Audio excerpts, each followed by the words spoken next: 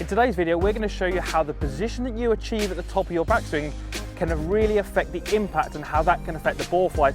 And we're going to show you that in a real life lesson with Lewis, who came to see me this week.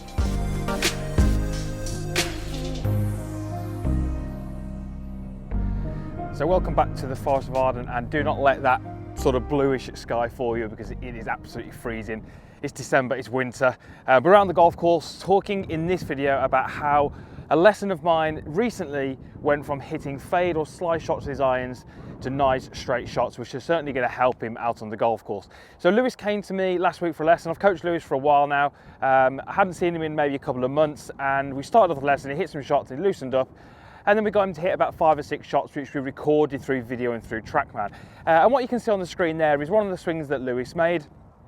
And you can see obviously what the ball did. It kind of started about down the middle and it drifted right and it missed the target. And certainly this is what Lewis said in the lesson. He said he was hitting the ball and missing it out to the right. Now, when we look at the data, so the numbers that TrackMan's measuring, we can see that Lewis was actually moving his club path quite significantly from out to in. So that's kind of from the outside of the golf ball across to the inside of the ball. Now that movement of the club, that path, was creating the curve to the right. And then hence we saw that in the ball flight. So the kind of thing we did in the lesson was, number one, we told Lewis exactly what was happening down at impact to create those curves. So talking about the path and the relationship between that and the face. And then we really had to look at the swing to find out what the cause of that was. And so when we look at the golf swing from down the line, what we're going to see here, when Lewis got to the top of his golf swing, I'm going to draw a line straight down from the butt of the golf club. And you can see where that hits relative to his feet. Now, I felt, knowing Lewis's swing and knowing what he did in the past, I didn't feel he had enough depth in his golf swing. So depth, in this case, being how much the grip was kind of behind him in the top of the backswing. So what we spoke about was trying to achieve a little bit more depth, which I felt was going to help him hit a little bit more from the inside. So let's go through exactly what we mean by that. So Lewis had a pretty good setup. We changed that a little bit, but on the whole, it was pretty good. And when he made his backswing, the grip of the club for me didn't move enough in behind him. So once he got to this point here, it became very easy as he rotated to get the golf club too much out in front of him too early. And then that was creating this kind of leftward path and those shots. So what we wanted was, we wanted at the top for that grip to be a little bit more behind him. So how did we do that? Well, we gave Lewis 2 real ideas or 2 real concepts. Not technical, just things that he could think about in his backswing which were going to help. And I really felt that if we got his backswing better, I felt we would see an improvement in the downswing and the delivery straight away. So what did we do? Well, the first thing we did, we actually got Lewis to try and rotate his upper body a little bit more in the backswing. So if we just put the club into, let's say, A position, I felt at the top Lewis had, it had underturned a little bit through his chest and his shoulders. Now watch what happens to the grip of the club as I add some rotation of the shoulders. That rotation of the shoulders sends the grip a little bit more behind me. So we're adding some depth. So the first thing we did was add a little bit of rotation in Lewis's body, helping that club get a little bit more behind him.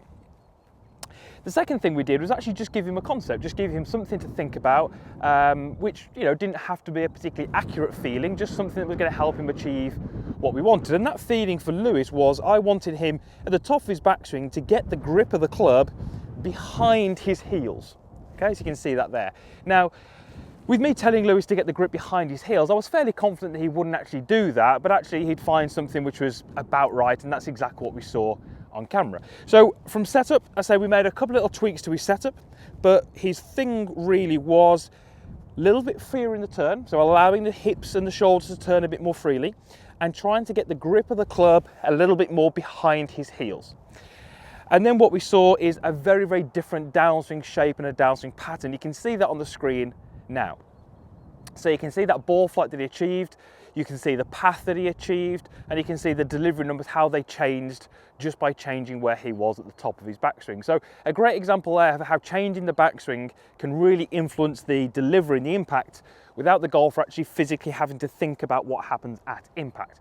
If I show you the 2 top of the backswing side by side, you can see the differences there and just how we got that grip a little bit deep. You can see the arm structure looks different.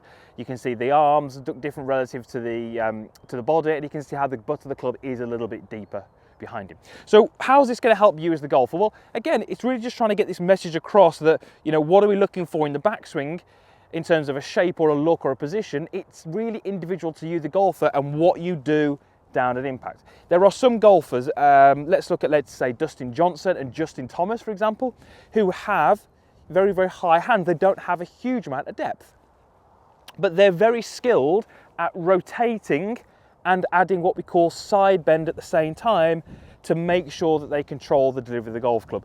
They're extremely skilled golfers. They're very skilled golfers. Obviously, you knew that they're making millions of pounds on the PGA Tour for a living. But for most of the golfers that I coach, I like to see a good amount of depth in the golf swing at the top. I like to see some width, but I like to see the grip of the club, at least maybe sort of heel side of the shoe as a reference. If it gets towards the toe side of the shoe, I'm likely to see that path moving a little left and the golf having to kind of stand up to maybe try and neutralize it as well. So the message here really is, if you're struggling with those shots that Lewis was, those fades, those slices, maybe take a look at the top of the backswing, see how much depth you've got, and if you feel you need a little bit more depth, maybe add some rotation, and just that concept of getting the grip outside your heels, more behind you, is going to help you deliver that club on the way down. What I will say, just a quick note at the end, is because Lewis is a fairly skilled golfer, as we changed his path, he very, very quickly aligned his club face to match that.